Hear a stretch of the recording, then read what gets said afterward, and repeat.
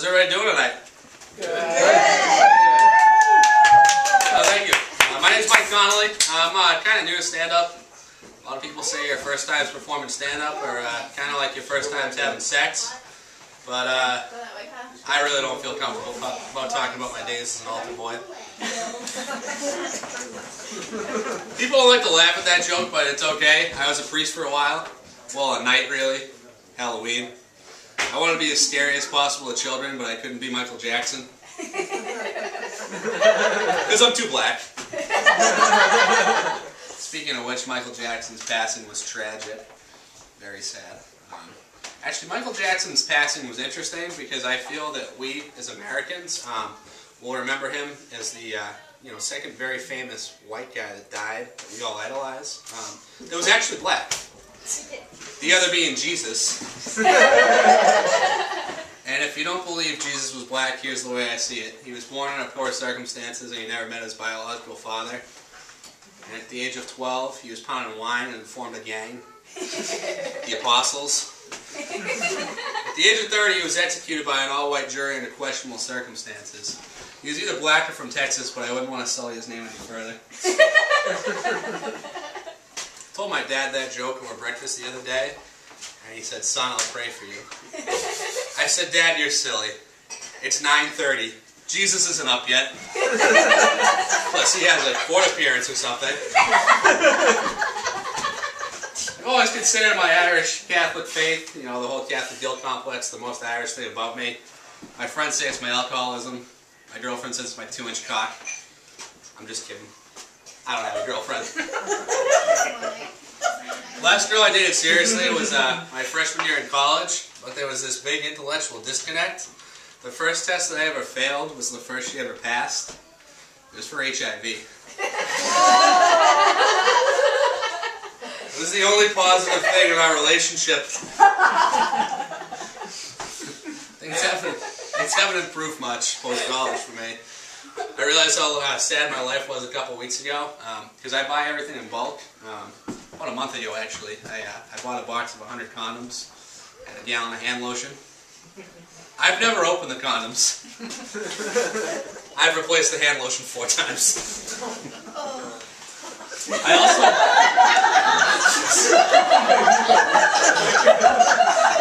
I also no longer own any tube socks that I feel comfortable wearing. My roommates now have the same problem. I don't really look at that as a masturbation issue. It's really more of an ADD issue because I have horrible ADD. When I get up in the morning, I go into the bathroom, I'm naked, forget why I'm there, till I see my hand lotion. And I'm like, all right, it's go time. All right, so then 35 seconds later when I'm finished, I'm like, man, why the fuck did I come in here? And I forget. Until I put my socks back on.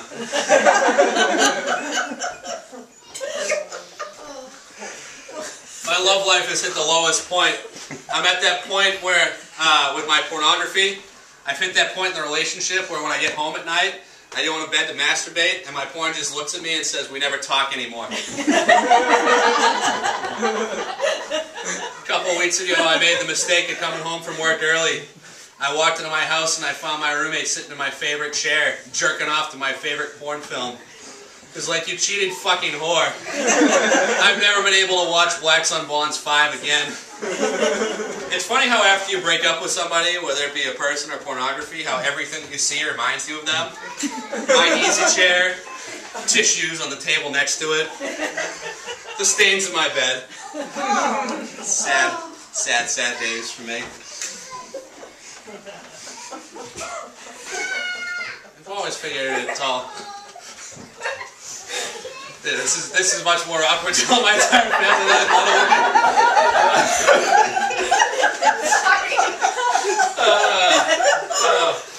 Alright, no. I wasn't gonna tell this joke. Stop looking at Meg. I wasn't gonna tell this joke, but you know what? I'm just gonna go for it. Oh my God. Yeah, my friends have been really great with my problems with them. They keep trying to introduce me to people.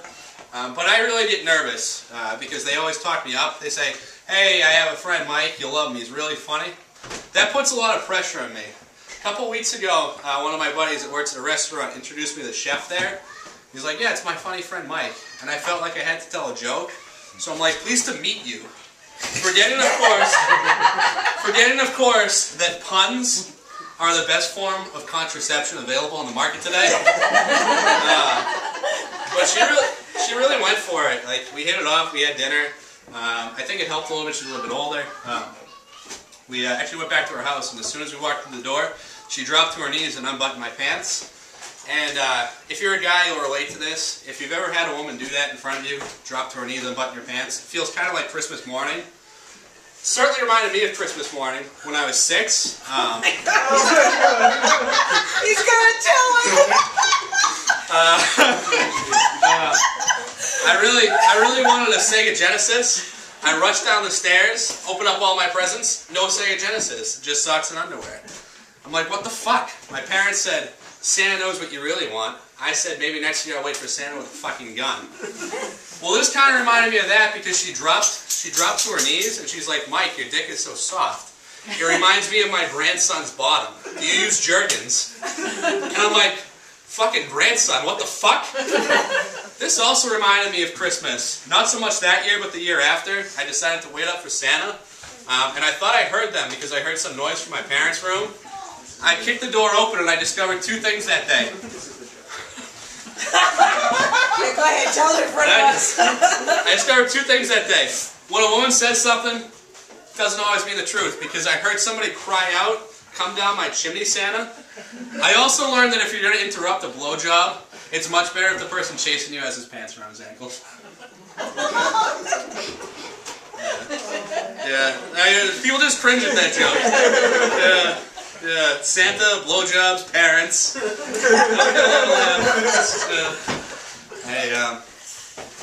Yeah, things have been tough. The economy really sucks. I had my car repossessed a couple weeks ago. If that's not embarrassing enough, tomorrow I have to go and pick up my stuff. How the fuck am I going to explain the anal beads? The company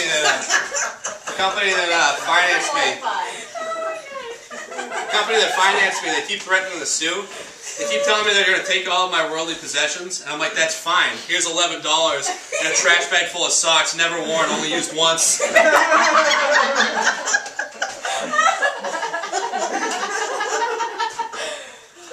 I keep praying that the politicians out there will bail me out of my terrible financial predicament.